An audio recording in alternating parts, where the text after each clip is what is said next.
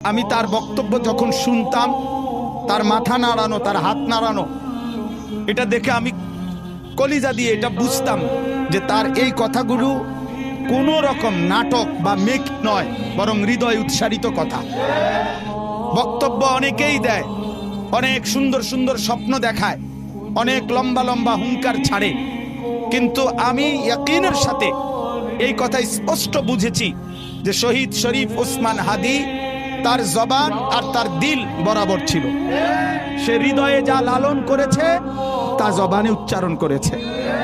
অতএব আমি শুধুমাত্র এই এতটুকু কথা মনে করাইতে চাই, আজকে ভারতীয় আধিপত্যবাদের দোসররা, তাদের এটা মনে করা উচিত, ভারত থেকে তারা আমার দেশের জুলাই যোদ্ধাকে ঘাড়ে গুলি করার পরামর্শ দিয়েছে, মাথায় গুলি করে তাকে শহীদ করেছে।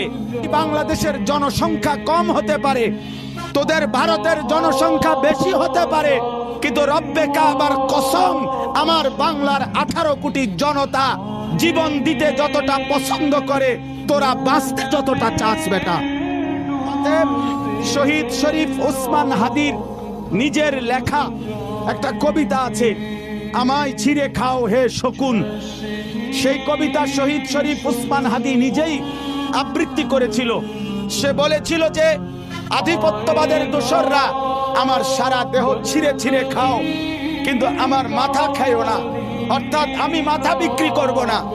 কিন্তু দুশ্মন শহীদ শরীফ ওসমান হাদীর মাথায় গুলি করেছে, জীবন দিয়েছে, কিন্তু শহীদ শরীফ ওসমান হাদী প্রমাণ করেছে, ধ্রিম ধ্রিম বাজে গণ তুন্দুবি দামামা, হাকে ভীর শির দেগা নিহি দেগা আমামা। আজকে ইনশাআল্লাহ এই জমিনে আমরাও আল্লাহর কসম করে বলি, 18 কোটি জনগণের পবিত্র শিরায় 1 ফোঁটা রক্ত থাকতে আমার মাতৃভূমির 1 ইঞ্চি জমিন ভারতের বেঈমান তোরা নিতে পারবি না। এই জমিন 1 রক্ত নয়, 1 হাদী নয়, লক্ষ কোটি হাদীর রক্তের পবিত্র জমিনে প্রয়োজনে খুন ঝরবে, কিন্তু আজাদী থাকবেই থাকবে, থাকবেই থাকবে, থাকবেই থাকবে।